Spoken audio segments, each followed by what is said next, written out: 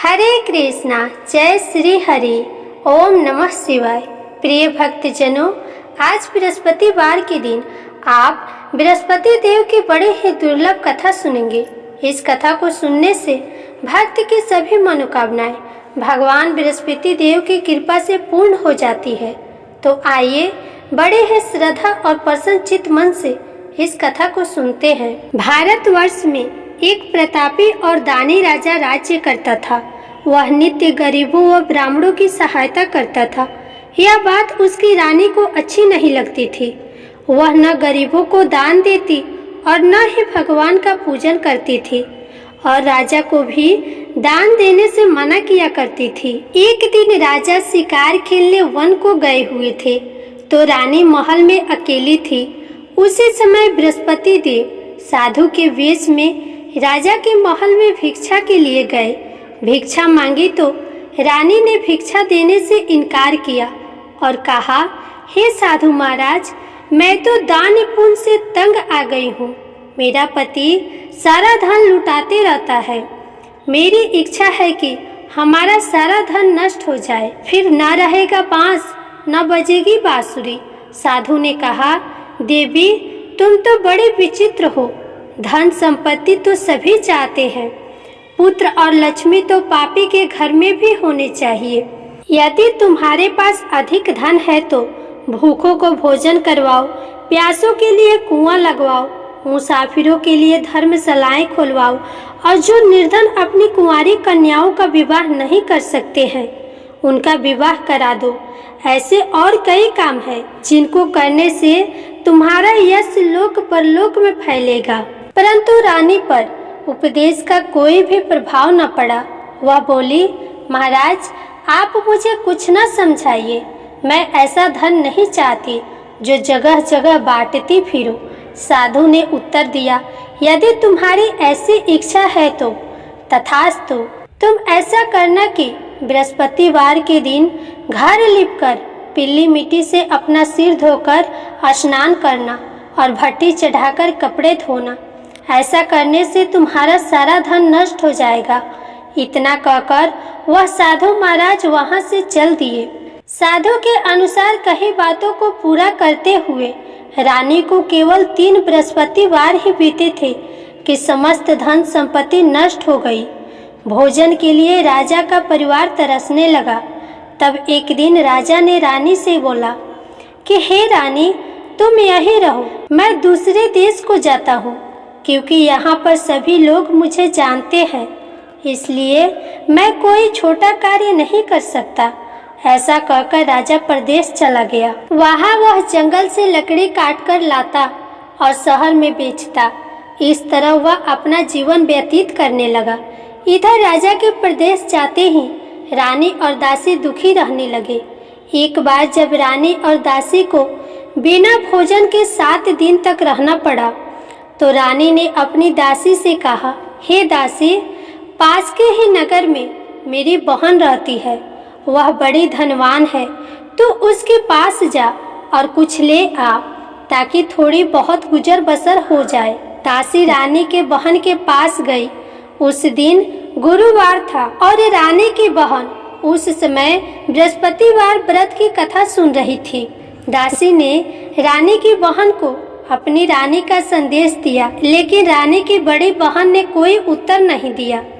जब दासी को रानी की बहन से कोई उत्तर नहीं मिला तो वह बहुत दुखी हुई और उसे क्रोध भी आया। दासी ने वापस आकर रानी को सारी बात बता दी। यह सब सुनकर रानी ने अपने भाग्य को कोसा। उधर रानी की बहन ने सोचा कि मेरी बहन की दासी आई थी, परंतु मैं उसे नहीं बोली, इससे वो बहुत दुखी हुई होगी। कथा सुनकर और पूजा समाप्त करके वह अपनी बहन के घर आई। कहने लगी, हे बहन, मैं बृहस्पतिवार का व्रत कर रही थी। तुम्हारी दासी मेरे घर आई थी, परंतु जब तक कथा होती है तब तक न उठते हैं और न ही बोलते हैं, इसलिए मैं कुछ नहीं बोली।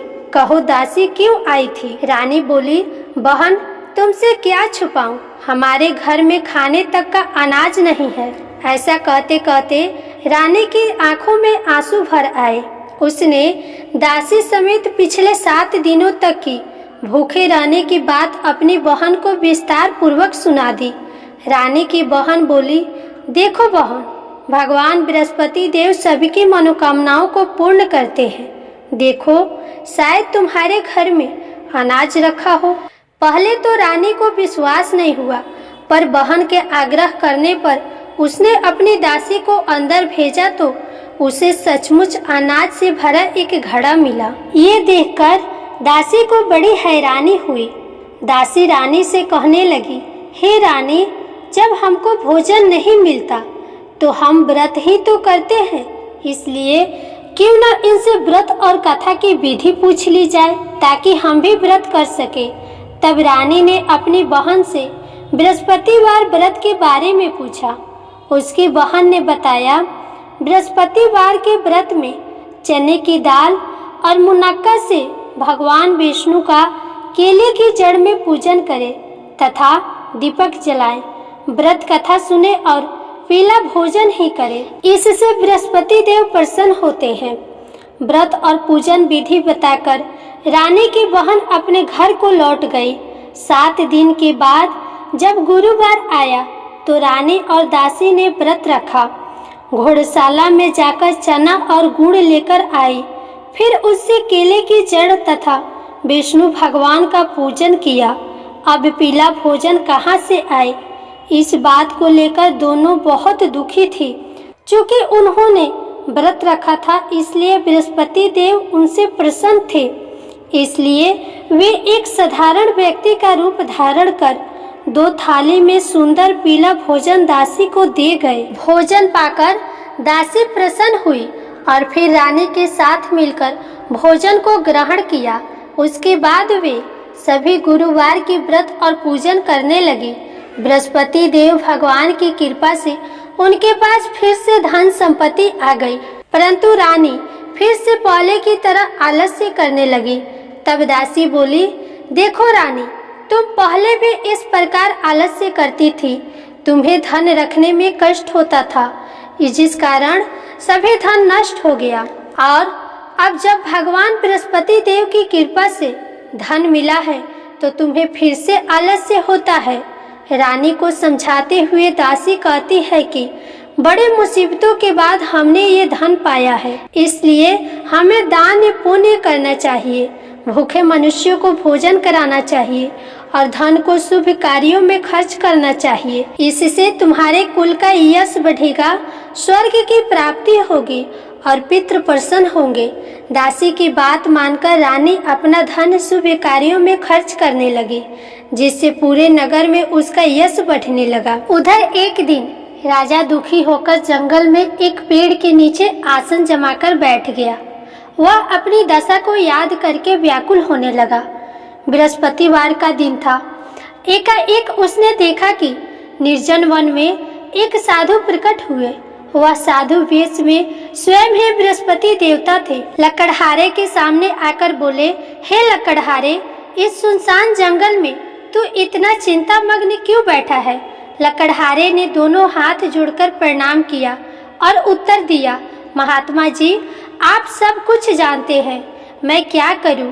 कहकर रोने लगा और साधु को अपनी आत्मकथा सुनाई। महात्मा जी ने कहा, तुम्हारी स्त्री ने बृहस्पतिवार के दिन बृहस्पति भगवान का निरादर किया है, जिसके कारण रुष्ट होकर उन्होंने तुम्हारी ये दशा कर दी। अब तुम चिंता को दूर करके मेरे कहने पे चलो तो तुम्हारे सारे कष्ट दूर हो जाएंगे और भगवान पहले से भी अधिक संपत्ति देंगे। तुम बृहस्पतिवार के दिन कथा किया करो, 2 पैसे की चने मुनक्का लाकर उसका प्रसाद बनाओ और शुद्ध जल से लोटे में शक्कर मिलाकर अमृत तैयार करो तथा कथा के पश्चात अपने सारे परिवार और सुनने वाले प्रेमियों में अमृत व प्रसाद बांटकर खुद भी ग्रहण करो। ऐसा करने से भगवान तुम्हारी सब मनोकामनाएं पूरी करेंगे। साधु के ऐसा वचन सुनकर लकड़हारा बोला, हे प्रभु, मुझे लकड़ी बेचकर इतना पैसा नहीं मिलता जिससे भोजन के उपरांत कुछ बचा सकूं। मैंने रात्रि में अपनी स्त्री को व्याकुल देखा है, मेरे पास कुछ भी नहीं जिससे मैं उसकी खबर मंगा सकूं। साधु ने कहा, हे लकड़हारे, तुम किसी बात की चिंता मत करो। बृहस्पतिवार के दिन तुम रोजाना की तरह लकड़ियां लेकर शहर को जाओ। तुमको रोज से दुगुना धन प्राप्त होगा, जिससे तुम भली भांति भोजन कर लोगे और बृहस्पति देव की पूजा का सामान भी हो जाएगा। इतना कहकर साधु महाराज अंतर ध्यान हो गए। धीरे धीरे समय व्यतीत होने पर फिर वह बृहस्पतिवार का दिन आया। लकड़हारा जंगल से लकड़ी काट कर किसी शहर में बेचने गया। उसे उस दिन और दिन से अधिक पैसा मिला। राजा ने चना और गुड़ आदि लाकर गुरुवार का व्रत किया। उस दिन से उसके सभी क्लेश दूर हो गए।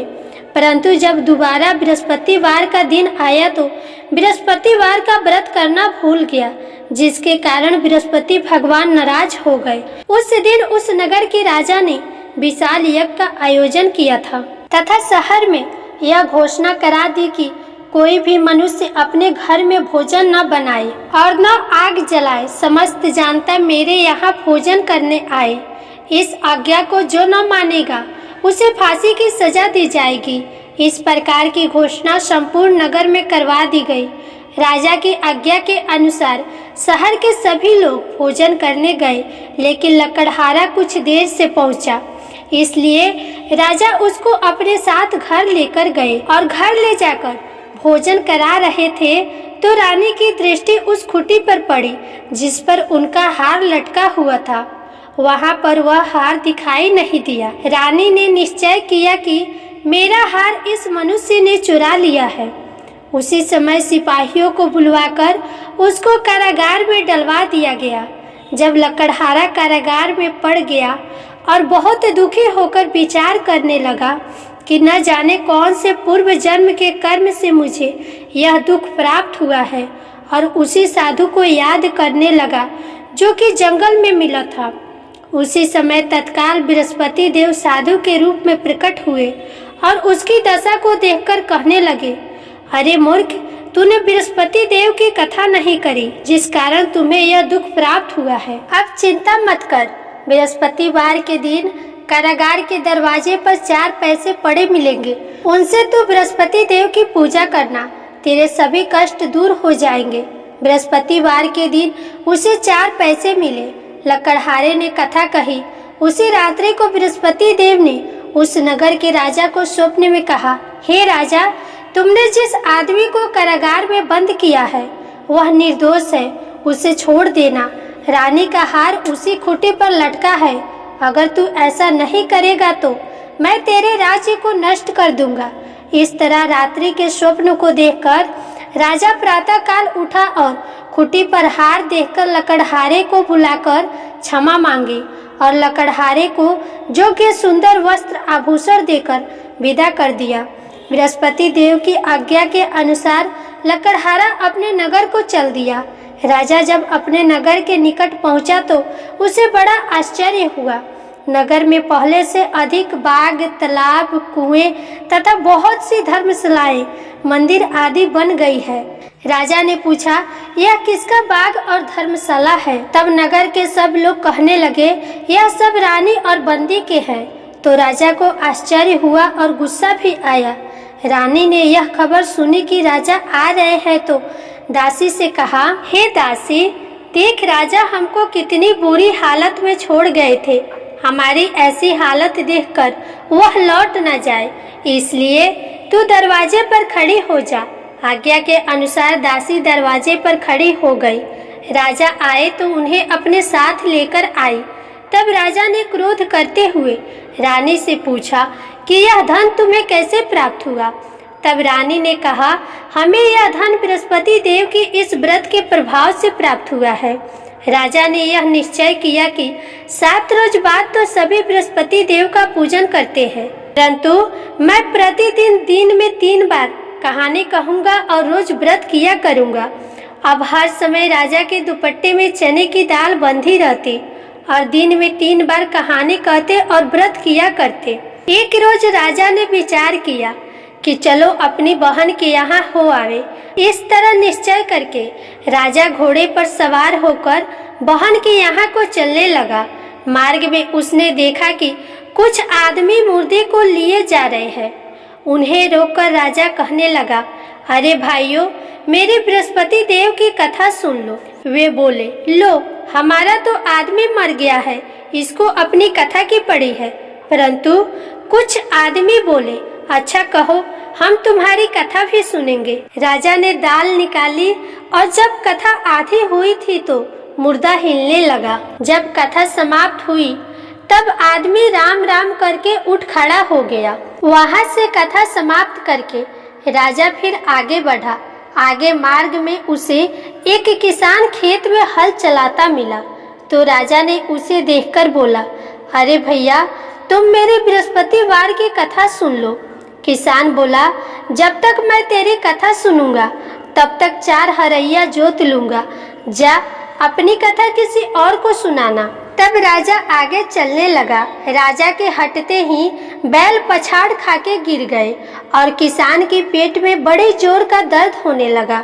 उस समय उसकी माँ रोटी लेकर आई और उसने जब यह देखा तो बेटे से सब हाल पूछा और बेटे ने सभी हाल कह दिया। तो बुढ़िया माई दौड़ी दौड़ी राजा के पास गई और बोली कि मैं तेरी कथा सुनूंगी, तू अपनी कथा मेरे खेत पर चलकर कहना। राजा ने बुढ़िया के खेत पर जाकर कथा कही, जिससे कि वह बैल उठकर खड़े हुए और किसान की पेट का दर्द भी खत्म हो गया।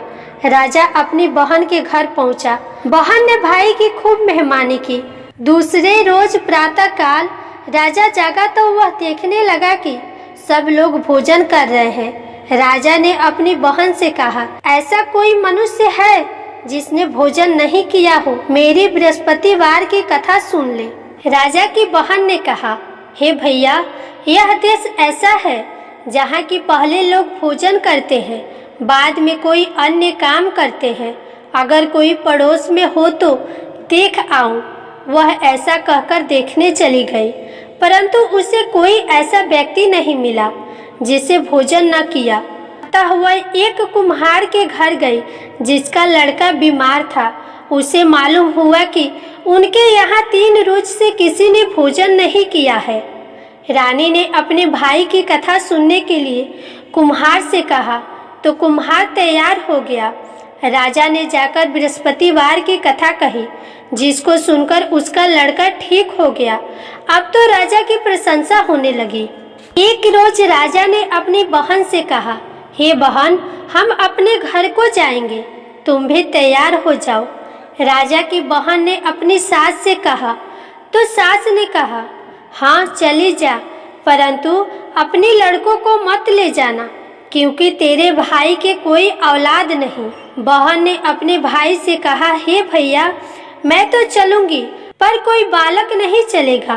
तो राजा बोला, जब कोई बालक नहीं चलेगा तो तुम ही अकेले जाकर क्या करोगी? राजा बड़े दुखी मन से अपने नगर को लौट आया। राजा ने अपनी रानी से कहा, हम निर्वंशी हैं, हमारा मुंह देखने का धर्म नहीं है और कुछ भोजन आदि नहीं किया है। रानी बोली, हे प्रभु, बृहस्पति देव ने हमें सब कुछ दिया है, वह हमें औलाद अवश्य देंगे। उसी रात को बृहस्पति देव ने राजा से स्वप्न में कहा, हे राजा, उठो, सभी सोच त्याग दो, तेरी रानी गर्भ से है। राजा को यह बात सुनकर बड़ी खुशी हुई। 9वें महीने में उसके गर्भ से एक सुंदर पुत्र का जन्म हुआ। तब राजा बोला, हे रानी, स्त्री बिना भोजन के रह सकती है, पर बिना कहे नहीं रह सकती। जब मेरी बहन आएगी तो तुम उससे कुछ मत कहना। रानी ने बात सुनकर हाँ कर दिया। जब राजा की बहन ने यह शुभ समाचार सुना तो वह खुश हुई और बधाई लेकर अपने भाई के यहाँ आई। तो रानी ने कहा, घोड़ा चढ़कर तो नहीं आई है, गधा चढ़कर भी नहीं आई है। राजा की बहन बोली, भाभी, मैं इस प्रकार न कहती तो तुम्हें औलाद कैसे मिलता? प्रेम से बोलिए बृहस्पति देव भगवान की जय। बृहस्पति देव ऐसे ही हैं, जैसे जिसकी मनोकामनाएं हैं सभी को पूर्ण करते हैं। जो सत्य भावना पूर्वक बृहस्पतिवार का व्रत करता है, कथा पढ़ता है एवं सुनता है, दूसरों को सुनाता है, बृहस्पति देव उनकी सभी मनोकामनाएं पूर्ण करते हैं। बृहस्पति देव उनकी सदैव रक्षा करते हैं। जो संसार में सत्य भावना और सच्चे हृदय से बृहस्पति देव का पूजन करते हैं, उनकी सभी मनोकामनाएं उसी प्रकार पूर्ण होती है। जैसे राजा और रानी ने बृहस्पति देव की कथा का गुणगान किया, उनकी सभी इच्छाएं बृहस्पति देव ने पूर्ण की। मनुष्य को हृदय से उनका मनन करते हुए जयकारा करना चाहिए। तो प्रेम से बोलिए बृहस्पति देव भगवान की जय, विष्णु भगवान की जय, समस्त देवी देवता की जय। अब आप सुनिए बृहस्पति देव की आरती। ओम जय बृहस्पति देवा, जय बृहस्पति देवा, छिन छिन भोग लगाऊं कदली फल मेवा। ओम जय बृहस्पति देवा, जय बृहस्पति देवा, तुम पूर्ण परमात्मा, तुम अंतर्यामी, जगत पिता जगदीश्वर, तुम सबके स्वामी। ओम जय बृहस्पति देवा, जय बृहस्पति देवा, चरणामृत निज निर्मल सब पातक हरता, सकल मनोरथ दायक कृपा करो भरता। ओम जय बृहस्पति देवा, जय बृहस्पति देवा, तन मन धन अर्पण कर जो जन शरण पड़े, प्रभु पर कट तब होकर आकर द्वार खड़े। जय बृहस्पति देवा, ओम जय बृहस्पति देवा, दीन दयाल दयानिधि भक्तन हितकारी, पाप दोष सब हरता भव बंधन हारी। ओम जय बृहस्पति देवा, जय बृहस्पति देवा, सकल मनोरथ दायक सब संशय तारो, विषय विकार मिटाओ संतन सुखकारी। ओम जय बृहस्पति देवा, जय बृहस्पति देवा, जो कोई आरती तेरी प्रेम सहित गावे, ज्येष्ठ आनंद बंद सो निश्चय पावे। ओम जय बृहस्पति देवा, जय बृहस्पति देवा, जय बृहस्पति देवा। प्रेम से बोलिए श्री बृहस्पति भगवान की जय, विष्णु भगवान की जय।